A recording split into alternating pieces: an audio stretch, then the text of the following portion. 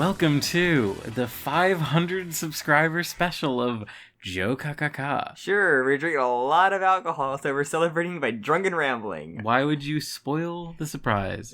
I'm pretty sure they'll catch on right away. Well, I'm Sam. Yeah, needless to say, I'm Jim. Yes. I think that's the first time. We are two people. First time, Jokakaka. Sam introduces himself before me. Shut it off. I had plenty to drink. I don't believe you. Not brought to you by mead. I don't believe you. Drink mead. This episode is not sponsored by mead, but it is because we've drank a lot of mead. Yes. So, basically, we just wanted to say thank you. Yeah. It's cool. Yeah, we did it. We got 500 subscribers on YouTube. Blows our mind. I don't know why people listen to us, but I like it. Hey man, we have a meme now. Yes, we've been thoroughly memed in our comments, and it's very true. It's very true, and I like it. But yeah, we don't know what this really is. It's probably going to be a lot of drunken rambling about random things. So yeah, it's not going to be long. It might never come out. So if you're listening to this, then you're lucky. I guess I edited it and made a thumbnail. Or Jim DM'd it to you. But yeah, so. All right. So okay. First off, what's the first thing that you want to use? Because Sam's come to me. He's like, I have all these wonderful ideas floating around my head, all these crazy topics that we can talk about for JoJo. Like, what do you have? All right, I dropped one by you earlier. I guess you have time to think about it, but and I haven't thought about it. No, you haven't. So, what minor villain in a JoJo part would you think would excel in a different part that they're not in? Like, I said Malone would be like insane inside like part 6 at like a jail. Yes. Like a jail guard that's like keep sending his stand out. He keeps getting defeated, but he keeps sending it out like with different kind of like characteristics from like different. I think that's a really fun idea. So you can get more from his stand other than just like sends an evil guy at you. He would be more than just like a one or two chapter villain. Like he could be like a arc villain. Yeah, where he says, "Oh, it doesn't work on Jolene, so I'll send after Hermes, or I'll send after Weather." And then potentially like different characters that he, like does horrible things to. Yeah. Making different, whatever. Maybe not do the whole R word kind of thing. Maybe like injects a stand into them and just like weirdly splices them. Maybe absorbs them into his weird having laptop. Weird, gross like rape connotations that nobody wants. Licks the hand. Fucking. But what's that stand called? Babyface. Babyface. Okay, I was gonna say Ozone Baby, which is my answer. So I've thought about it. Yeah. So my stand, that would excel in another part. I'm gonna pick Ozone Baby in part 6, because similarly, how many like better stands could just go in the part 6? So similarly, like in part 6. A lot of it takes place in the same area. Could be like a jail yard. Yeah, like Ozone Baby could affect a lot of people with his stand where he buries his stupid Lego White House underground or whatever. Or it could be like trying to find it, like you have to go to another part of the jail. Like, oh, I've got to go to. But who could possibly get out of that? Other than just fighting like obviously Jolene. How? Because she has. Can she actually go underground? She does have plot armor. Also, Weather, I'm sure, could just like make can Weather? I don't think his Weather then can make like earthquakes or anything. You know what? I wouldn't be surprised if he could. Unless you make underutilized weather power. Literally make the user of whatever he would decide in part 6. Weather Report used his storm power to transplant frogs from like South America into Florida. I think that he could make an earthquake. I mean, in Florida, anything's possible. But to be honest, I think he could easily produce a mere earthquake. Maybe a diver down could actually go through the underground and like make his stand useful for once. Or the stand underground could do something underground. Fuck those kids, they suck. All right. What's your next question? I thought we were gonna alternate and let you try to do a stupid question. All right. Which JoBro is the worst JoBro out of all of JoJo? So part 1 JoBro would be Zappelli, right? Or would you consider that Speedwagon? I think Zappelli makes more sense. That's a really hard question, actually. I think they both spend about the same amount of time with Jonathan. I guess we have both of them. We have Caesar. I'm going to say that you can choose either one. Who do you think the definitive JoBro part 3 is? Because I feel like... I would say Kakyoin. Kakyoin, we're pulling off as like the other main character in part 3. Kakyoin has like... He's like the same age as Jotaro, so to me it feels like they're peers, whereas like Polnareff is like literally 26 years old, is. hanging out with this like as we learn, like 15-year-old kid. As we learn as we're going through part 3. That'd be like me just going to like a high school and be like, how do hey, you do, kids. fellow kids? It's like Steve Buscemi get image on JPEG. Okay, so what's your answer then? You've been stalling for too long. Okiatsu, Bruno, Hermes, Gyro, and Yasho. I'd say Yasuo. Yasuo, or maybe you could say Mamazuku. Because the thing is, I like Okiatsu a lot, but he doesn't get enough to categorize. I kind of agree. Kakyoin gets that as well, but he gets more than Okiatsu does. Yeah, I think Kakyoin does. And Kakyoin has like a huge moment at the end. I love Okiatsu, I love the hand, but he doesn't get nearly enough time to shine after Red Hot Chili Peppers. Yeah. And that's my honest opinion. I think you're like totally on the mark there. I feel like I need to actually like go through part 4 again, but I don't know. I mean, obviously he gets near the end he has a whole thing. He gets a hit on Kira, and of course also the scene with Tonio Trendy. He shines, but he doesn't need to stand at all. He's just a goofball getting like his like he just body eats food. His body is literally morphing to like ooze out, and he like the negatives in his body. Yeah. That's my honest opinion. Because everybody has like a moment in their own parts, even everybody up to that point. Even Hermes is a close second. Like, I love Hermes as well. So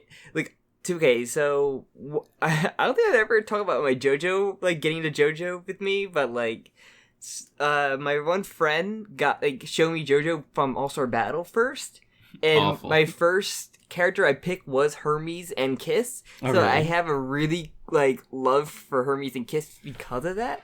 So I know Hermes doesn't get much in part 6. So I don't think she's below Okiatsu in a JoBro standpoint. But Okiatsu's great comedic to Josuke, but from actually doing stuff in their respective parts.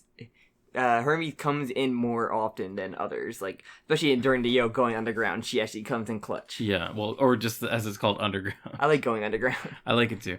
All right, my answer. So the worst JoBro is Hermes. Is it? This is something that I really fight over, and I don't want to admit that it's Hermes, because I really do like Hermes a lot. But I think she suffers from the classic JoBro. There's too many side characters. Yeah, she gets overshadowed by, because this is the thing with part 6. I think you could say maybe Weather is the JoBro, because Weather gets a lot more development. Weather is the main romance thing she's kind of going after. He gets probably the most development out of the crew. He gets a lot of backstory. He gets the most development out of the crew, and because of that, Hermes gets put on the back burner for a long time. But at least I think in my defense, she comes in. She actually comes in clutch later on than Okiatsu does. That Okiatsu gets one moment and and that's it. Where she comes in late and still gets it. Yeah, I feel like I enjoy Okiatsu's character more than I enjoy Hermes. When I think of Hermes' character, all I think of really is her relation with Sports Max. Yeah. So after that, it's I don't get too much from her. But whereas even Speedwagon is fun, and Caesar. I mean, Caesar is just a lesser Gyro. Let's be real. But... Yeah, he is. He doesn't get near as much as Caesar is famous, especially about the whole Caesar cry. He doesn't get nearly as much as Gyro in there, other than just being a rival to butt heads with Joseph. Yeah, I think it's very common for JoJo fans to go when they're going through the series. You're when you hit part 2, you love Caesar. Caesar's great, but then you hit part 7, and you're just wow, Caesar is not good. Gyro is daddy. Gyro is best. He beats both Zappellis to a fine pace. Every Zappelli is gone because Gyro is just the best. I mean, he literally is Caesar. Yes. He is actually just Caesar Zappelli, but better. Going through... Honestly, my biggest thing of going through part 6, everybody knows I don't like part 6 that much going through this podcast, but my main... driving point of part 6 was I want to get to part 7. Everybody does not shut up about part 7. I need to get there, so I'm gonna drive through this weird part of the mid-end part of part 6. The whole Yo-Yo Ma arc. Well, that whole what's it called? What's the term of solitary confinement? Yes, there it is. The solitary confinement arc when she fights Planet Waves. and Dragon's Dream. That whole arc. That's and when Survivor. That's when I really had that thought in my mind because like I was like a lot of stuff isn't that great. I think like, it's pretty uncontroversial statement to say that that's the worst part of part 6. I'm just like I gotta get to part 7. People, I gotta get to it. Yeah, I think nobody will disagree with you that Dragon's Dream is the worst part of part 6. Yeah, a lot of people say that, and part of JoJo in general. People say that's the worst stand fight. People, okay, I know. Do you agree on that? Okay, so my question then. Right. Do you agree that's the worst stand fight in JoJo history? In JoJo history. In parts 1 to 8. The worst stand fight. This is a loaded question. Yeah, also, people, if we have these other questions, put your answer to each of these questions if you really want to, or if one question, like, you know, yeah, if there's one question in particular that you want to rant about or just get vented out, we will read them. Fuck, I know you're vamping for me to give me more time to think. I completely forgot about. It's so bad that I completely like wiped it out of my head. What happened in Dragon Dream? I'm tempted to say Dragon's Dream is one of the worst. I feel like there's some in part 3 that rival it, though. There are some dumb ones, but I remember most of the part 3 one. That's the thing. Like, well, I remember Dragon's Dream too because I didn't like it. And that's the thing. Like, I remember a lot of part 3 compared to you. Because like, going through before we started rereading part 3 is like I remember a lot of the part 3 references compared to you. I don't know. There's a couple in part 3 that I don't like, but they're like important character wise. Whereas like Dragon's Dream doesn't feel super important because he fucks up Foo Fighters, but that's like it. And like everybody wants more Foo Fighters to do stuff, but we're like, not this way. But like, because I think of what's the worst part of each, like the worst fight of each part. All right, this is a bigger topic. Yeah, let's skip part 3 because we're still going through that, I guess. Because I'm trying to think with any the worst part of part 3 that you can remember. Then. The worst part of part 3 that you can remember. So the meme answer is the sun, but I don't agree with that. That's supposed to be bad, though. I like the sun arc. I think it's funny. I think the car is that Wheel of Fortune. Wheel of Fortune, yes. I think the car one was the one that I didn't care about the most. Other than the meme of like part 3 in a nutshell, just, and the fucking Star monkey. Platinum just punch it to death was literally the meme from Wheel of Fortune. Yeah, it's Wheel of Fortune. Strength is really weird too. People remember strength, but I like strength. Like I like the idea that it's a boat. The stand is a boat. It's a boat that everybody can see, not just stand users. I think that's interesting. Yeah. All right, I have my answer. Okay. Wheel of Fortune, I think I agree with you.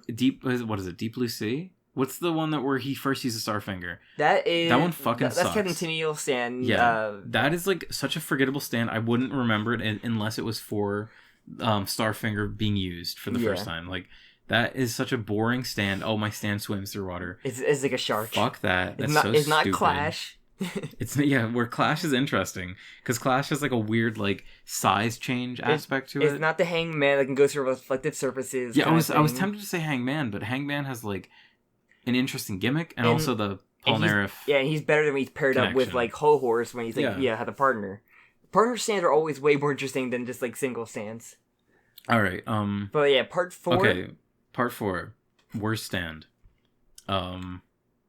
Like this is hard for me because I think I'm gonna say like Aqua Necklace. Like I really dislike Aqua Necklace. I think it's a good like let's get this first arc out of the way sort of thing in my opinion. It's to me it's a little uninteresting and I dislike the design. Like I kind of want to say fun. That's from part 8. Dum Dum. That's Fun Deluxe, isn't it? Love Deluxe. That's what I'm thinking. Love Deluxe. Love Deluxe. Cause like it's just hair and like it's just good. But the arc is good. I love that arc. It's good, but just hair. It's just misery. It's just misery, and I knowing misery from the entire time. Kind of like I know misery is weird. I don't know. I just felt like her. You're allowed to not like. Love Deluxe is a lot better than because you can like. Love Deluxe is more interesting. Yeah. Love Deluxe is just kind of hair, but.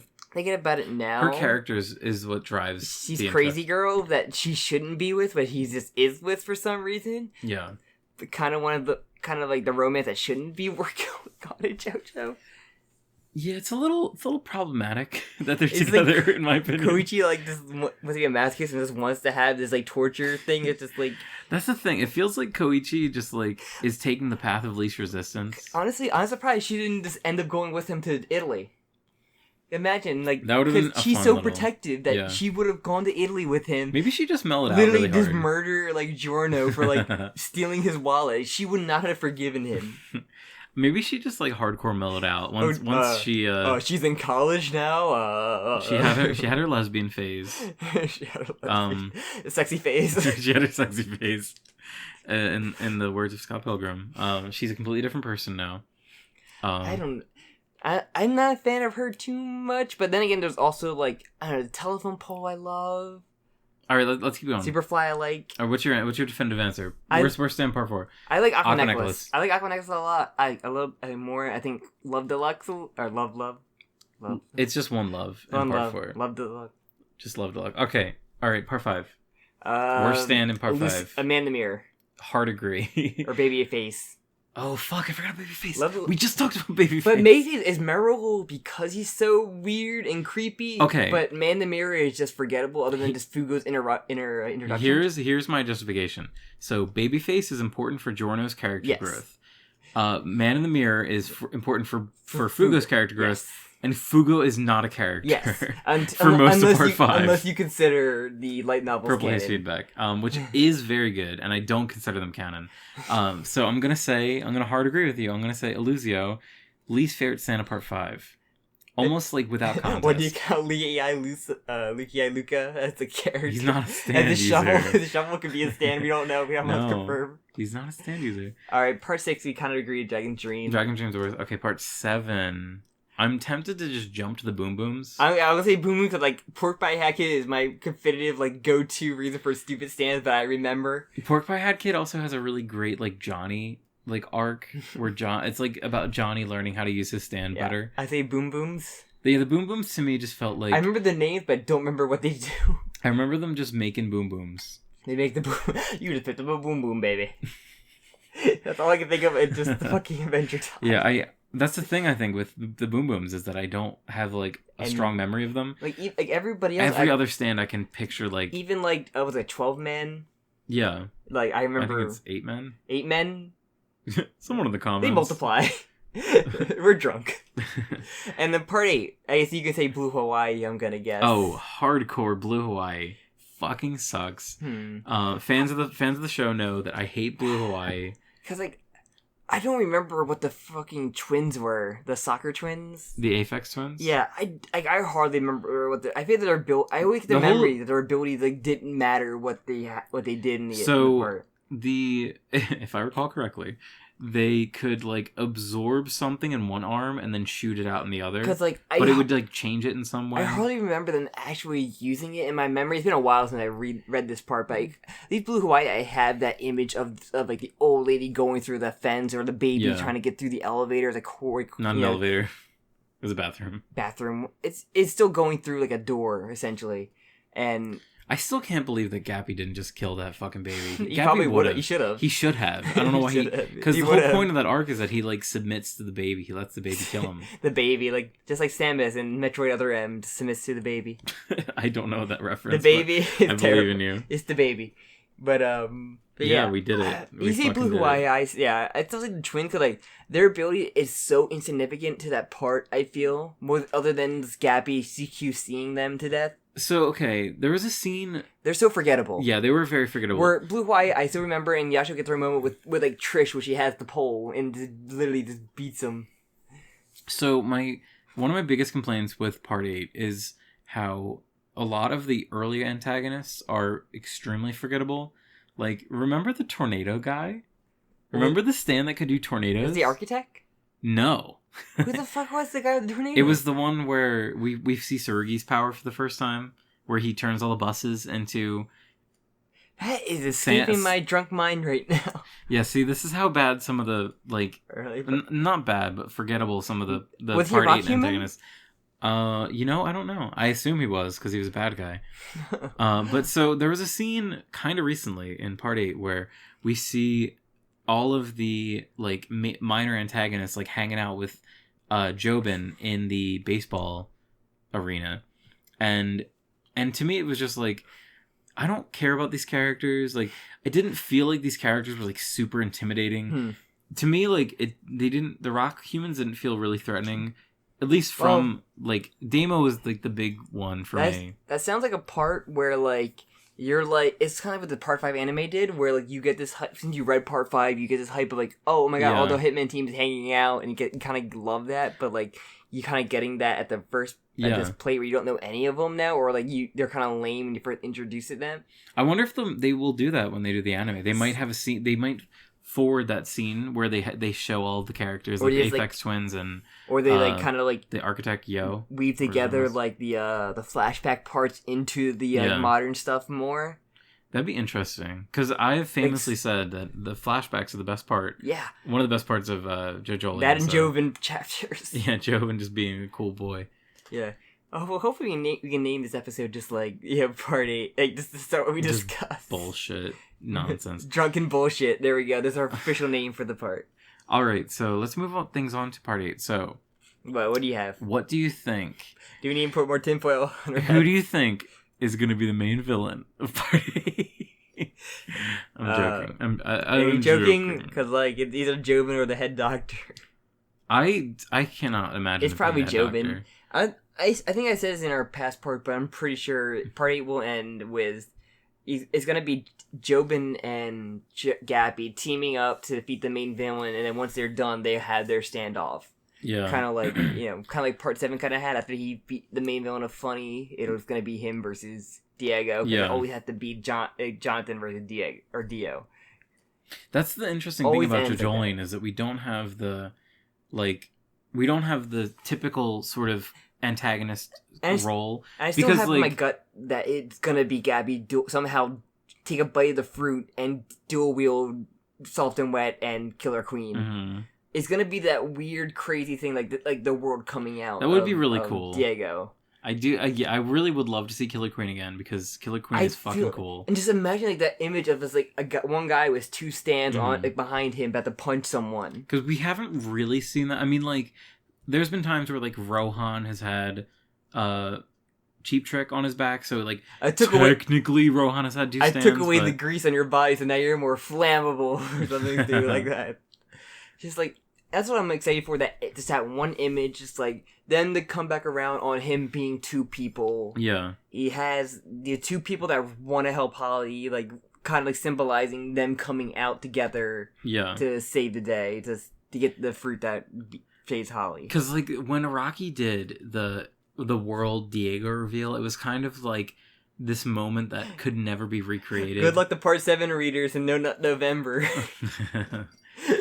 It's like, because the moment where, like, you see the world in Part 7 is just like, it's such a cum. It's such a big cum moment. Holy like, we haven't seen this motherfucker in so long. It's so iconic, but we haven't seen it in how long? It's just like, it's one of the beauties of, like, following JoJo this whole time. Even every time we've seen Dio in other parts, we've never seen his stand. It's always just Dio talking to someone. Like, we got, Shadow Dio in Part 5, and then him talking to...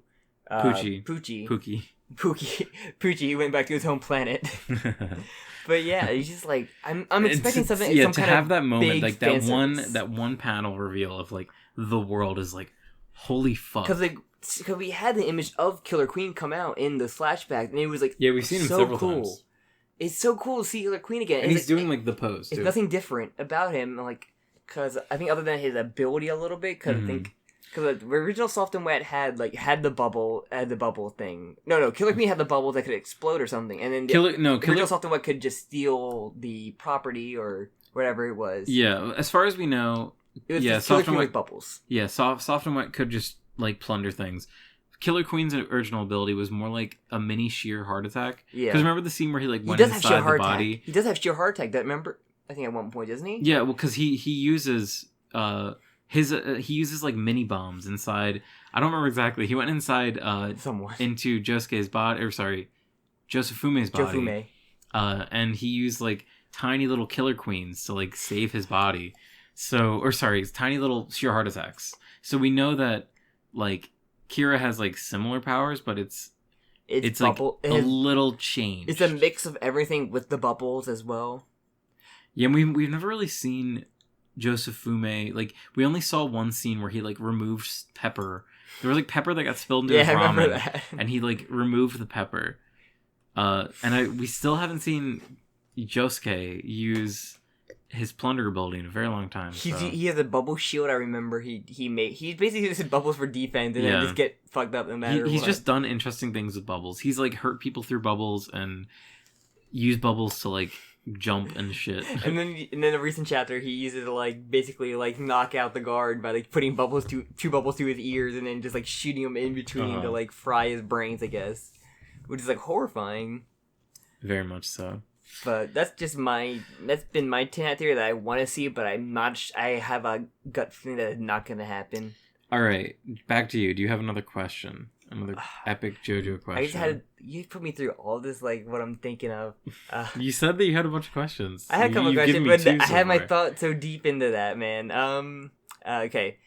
We'll go on a little bit longer. Best girl. The best girl? The best girl in JoJo that you will defend no matter what. Okay, what are the, like... What's your qualification for best girl? Well, that's my question for you. Everybody has a different qualification for best girl.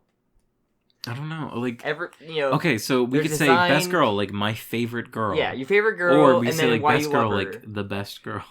You can do both then. And like who you love the most, even though they might not have as much. You love design, like a little bit of the character that you got, but you wish you got more from. And then you can have like who the actual most developed female character is in JoJo, because. So I think it's. Or in anything if you want. So okay, I'm gonna say, without a doubt, Yasuho. She's your favorite girl. Is my best JoJo girl because she's like the most character that we've seen out of a JoJo girl in 30 years of JoJo being written. Especially with the Toru stuff going on right now, it's kind of like what's going on with her now. Even before and the hair that, clip stuff. Yeah, even before that, with the whole dad thing going on. Everything about her relationship with Josuke has been so, like, because if you remember, she's like the narrator early on in part, and similar to how Koichi was in part 4, she's the narrator. Joshu was like obsessed with her at one point. Mm-hmm. So we kind of enter part 8 with her perspective, and she feels really like 3-dimensional compared to a lot of other JoJo characters, not even just JoJo girls. Like, but I would have to say that close second is Lisa. Because I love Lisa. I think she's so fucking cool. She has a fantastic design. I love that she's just like a badass. Rose from Street Fighter is based off of her. Yeah, and I love Rose from Street Fighter. Like Guile is off of Stroheim, which is weird. Before I was even a fan of JoJo, I loved Rose from Street Fighter. Yeah, he did. It's true. That's one of the characters he did use when we played fighting games. But for me, my favorite, everybody knows, if you don't first time listening for some reason, but like I love Trish. I am a stan for pink hair anime girls. It's a weird thing that I have, but like I love her design. Her outfit is like one of my all-time favorites, and just like her, especially with the which outfit, her famous one, the one with the front strap, like plus minus outfit. Her math sign. I do like her janitor disguise. Her janitor disguise is really good. Even her cloak. There's this one where she has a weird cloak over her mouth, and they have that in like Eyes of Heaven where you can just use it, and they have to change her animation so she can't actually punch. It's really funny. But yeah, I love her design. Like the whole BIG, I love her character moment in the anime made it even better. Just like, but I really wish she got more. Like they always give her the shaft. Eyes of Heaven, like everybody's family thing got a team up, except for her and Diablo. And I'm really bitter about. Don't roll your eyes at me, you son of a bitch. But yeah, it's true. Like I like her a lot. I love her design. I have a figure of her and Spice Girl on my shelf, and I just wish she got more. But I think I've gone over that before. But and then my second one, I think Lucy's really good character in part 7. I just Lucy really Steele wish is really good. They didn't make her 13 years old or 14 years old, however she was. It just makes it kind of weird with how some of the covers are, like if her being pregnant at one point. Yeah, I think for me the biggest issue with Lucy is like she just gets really like shafted near the end.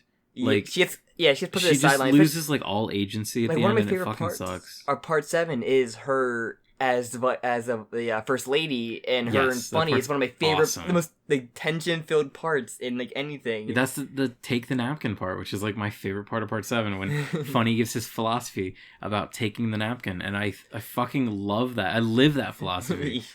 I think about that constantly. Yeah, when Jim's at a bar, he goes to a girl, he gives her like take the napkin.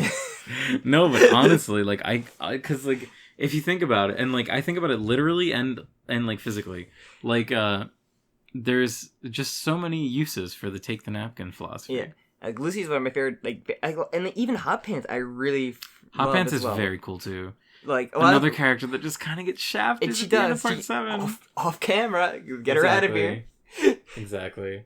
And like even that weird one off where she's like a nun in the Axl Rose Civil War thing. I was like, let's go deeper into that, but no. Axl Rose. Yeah, Axl Rose and Civil War. I know. I know exactly what you're talking about. You know, the whole like deal with your past demons chapter. Uh-huh. The little stand to do that. It's really funny that she was a nun. I can't even picture that. That was like a weird one-off thing where she's like, I'm gonna go get back in my nun garb for like 2 seconds. Unless she was doing that to just disguise herself, so Johnny would recognize her, but Johnny recognized her anyway. Mm-hmm. But other than that, like I feel like part 7 and 8 have definitely excelled with female characters. Even Mitsuba has been like growing to be one of my favorite female. She might surpass. Mitsuba's only been in like the past 20? Not even 20.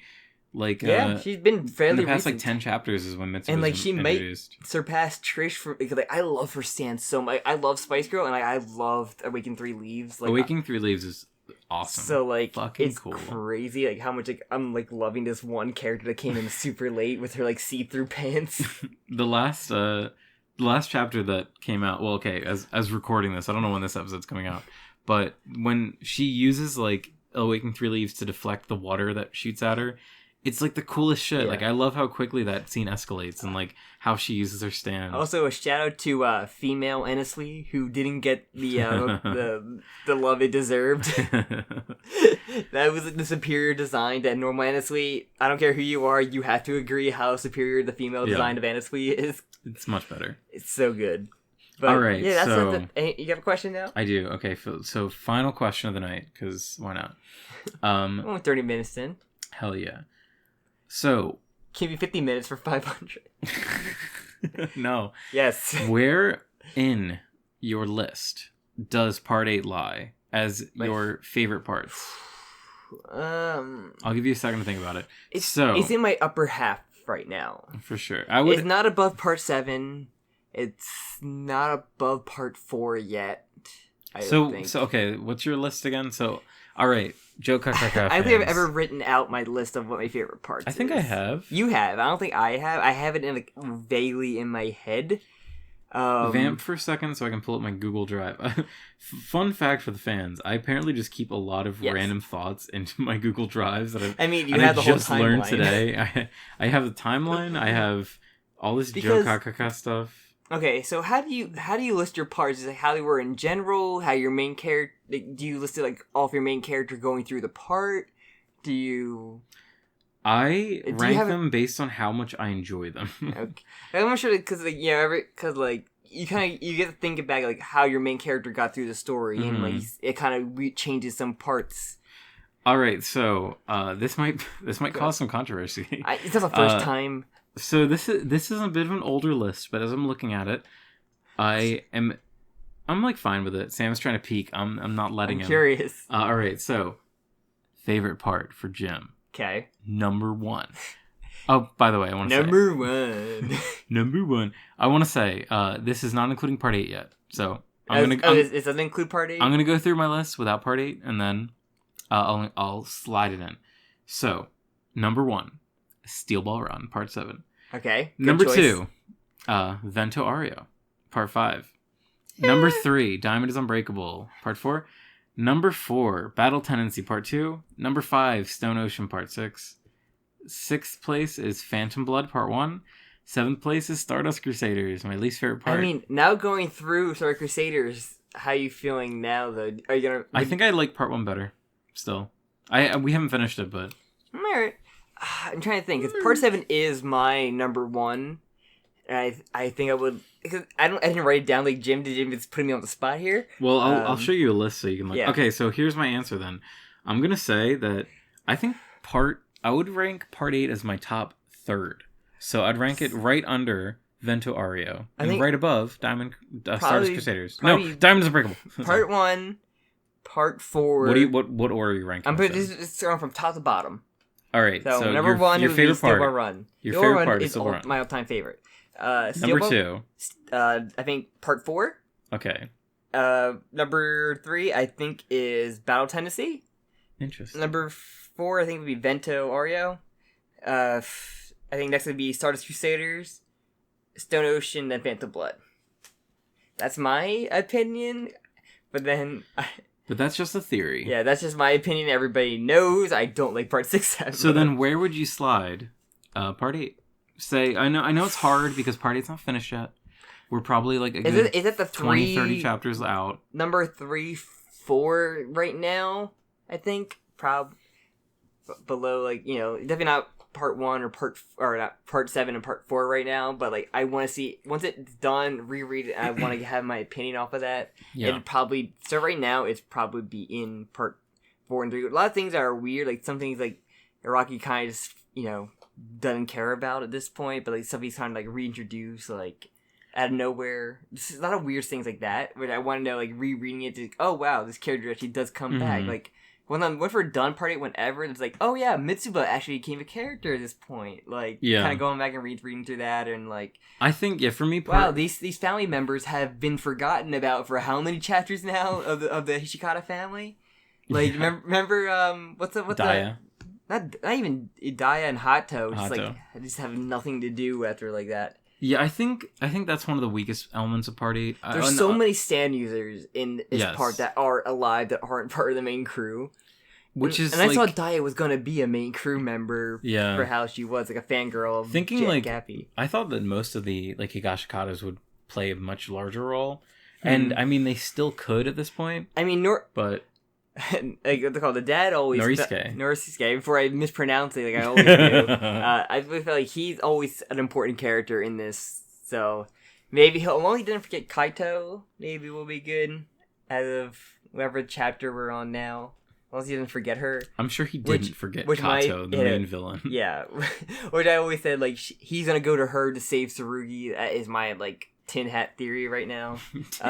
Tin hat. I know. I said tin hat last time too. I know, when I was sober. It's even just funnier. Baffling. Shut up. I think I'm a baffling person. I think that Part 8, one of the biggest problems is there's a lot of just very like forgettable antagonists. Like almost reaching like Part 3 levels of like this antagonist doesn't feel like they Villains really of the week. Belong into the series. Like they don't feel like they're making a substantial impact. Like, they're literally villains of the week that have no significance. Like especially with like the two standings that we're coming up with Part 3, I know they're gonna be like forgotten about no matter what. Whereas like with Part 5, you can say that so many of those are about like a character developing. The thing about Part 5, the anime is so fresh in our mind. We have a lot of time with the Hitman team that like I remember the Hitman team more so than like his elite guards kind of thing, other than Carne. Yeah, like Chocolata and Seko or Seko, or the Oasis. Oasis, yeah, Seko. Seko. Where like they don't get development as like the Hitman team got, other than just like they're crazy SOBs that like tortured Gelato and Sorbet. Rip and Roast, Gelato and Sorbet. Yeah. Non-characters. Yes. They're very affectionate towards each other. That's all we know. Yeah, it's all we know. It's all the character we got for each other. Like, oh, well, they're very affectionate together. No, half the characters in Part 5 are very affectionate toward each other. They're all hot femboys. How many duos ended up petting their, like, significant, like, partner? Everyone. Like, Prosciutto and Pesci did that. And, like, Crush and... I think Crush. Crush is a cool name. Clash and I love the Clash, but like Crush is such a cool name for it. Crush is so smart because Crush is how a Japanese person says the word Clash. Crush makes up that stance more than the Clash does. Yeah. In Talking Head. Crush. I still love like, oh, they blend into normal society.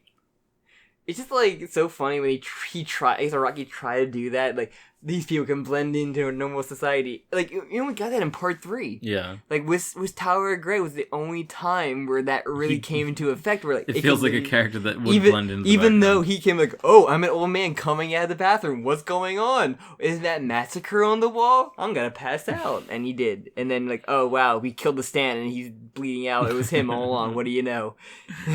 All right. I just wish more stuff did that whole we need to find a stand user kind of thing. In this guy can blend into anyone. It's kind of the whole premise of JoJo, or like the beauty of the premise of stands. We get the reverse of that in Part 8 right now with the Doctor, where like we need to get it. We know who we need to get to, but we can't get to him. Yeah, like that's true. It just like I kind of wish more.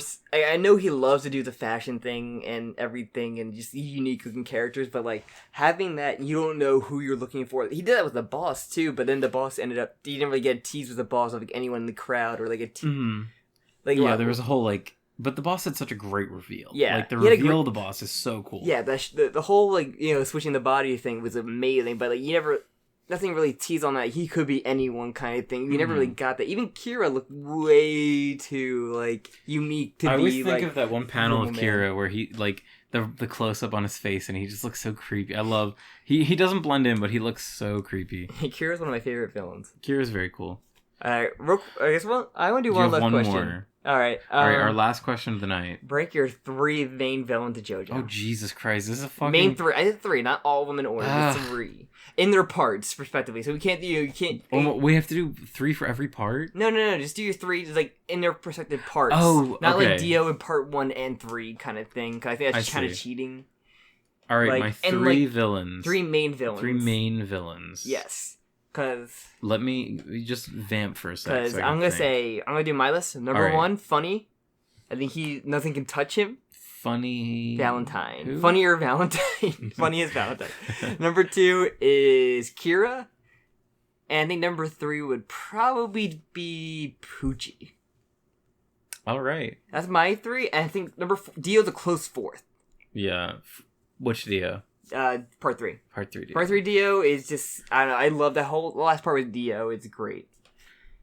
All right, so if I were to rank my top 3 JoJo villains. If you don't know who part 3 is at the time. Number 1. Yes. The head doctor.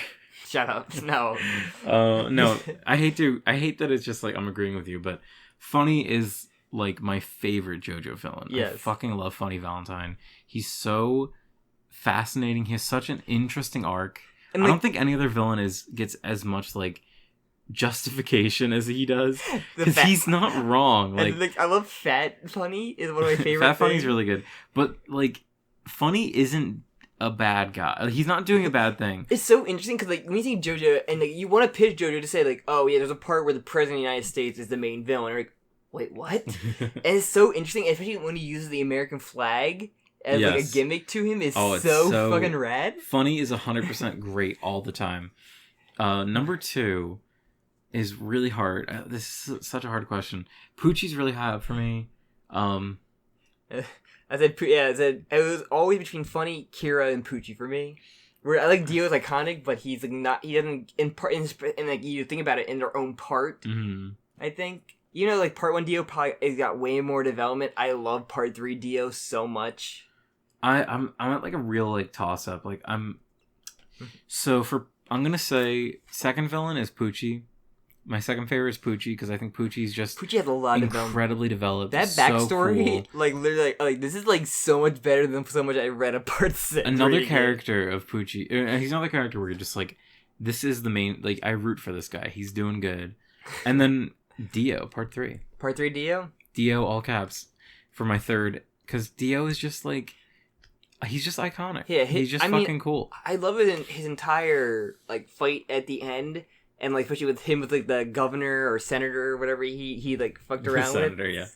But like Kira got like so much chapters to develop him as his own, even as like different like his different identities that he had at the end.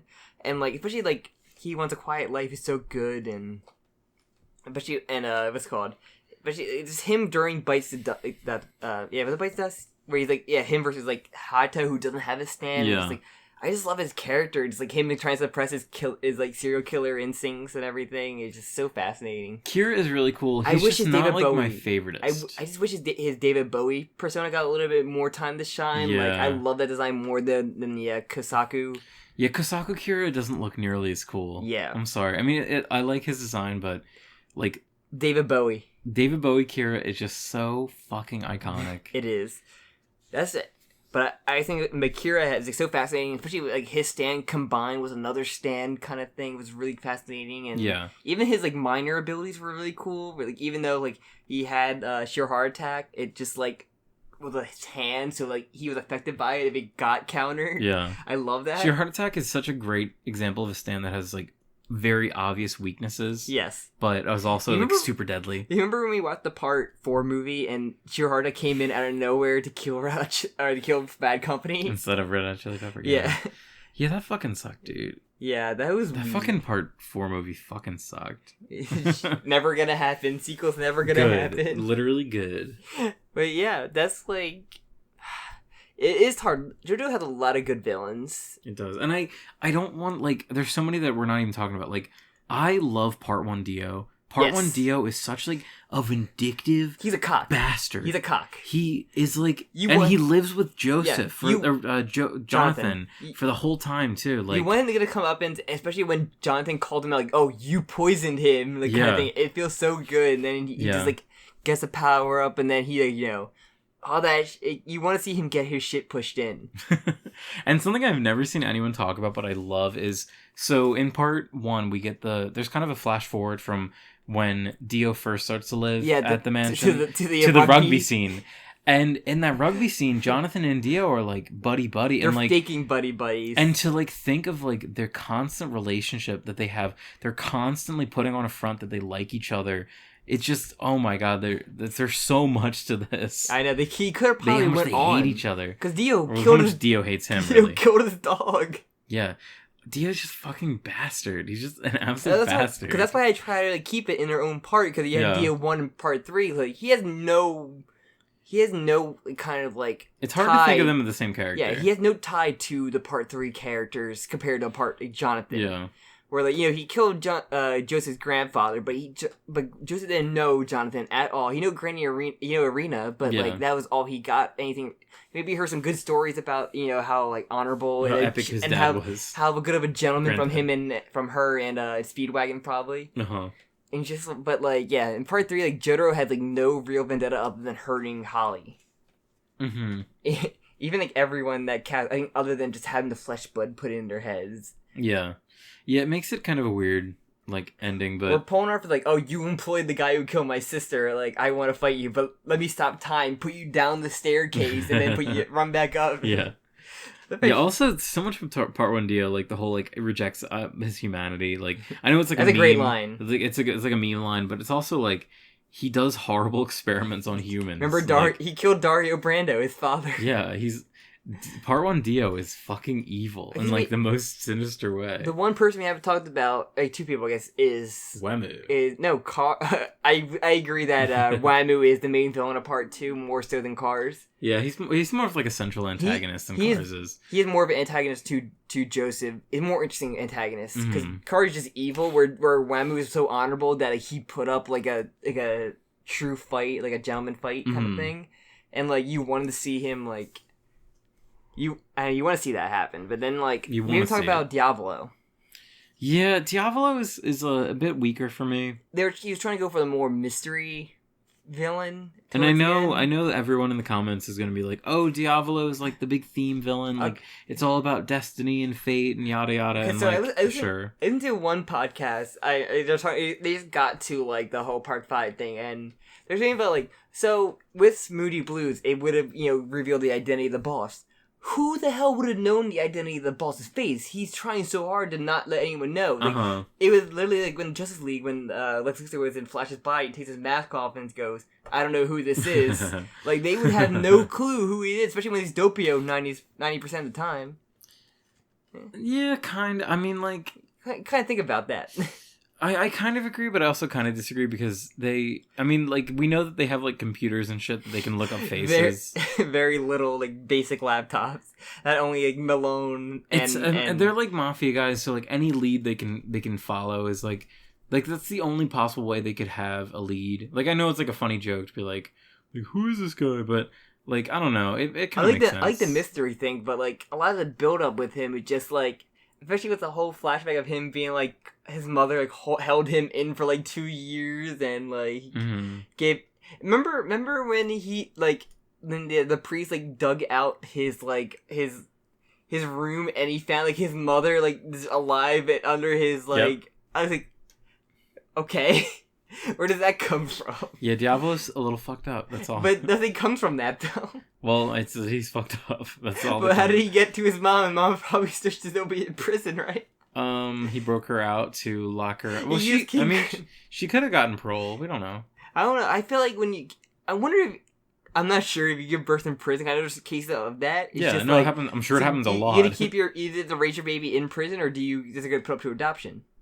I doubt that they raise the babies in prison. Yeah, exactly. I don't think they get put up to adoption. And this is how it is weird in Italy. That is true. This would have been in the 80s in Italy. Who knows what kind of horrifying things could be happening. So we're like, Rocky go to like an Italian jail and goes like, "Hey, what do you guys do if someone gives birth inside one of your jails? Do they keep the baby or not?" Like, "Oh no, we do. Yeah, you don't."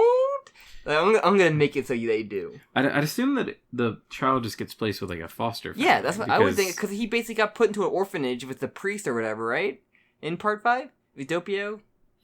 Okay, holy fuck. What? This is fucking crazy. I'm looking at a Wikipedia article for prison nursery.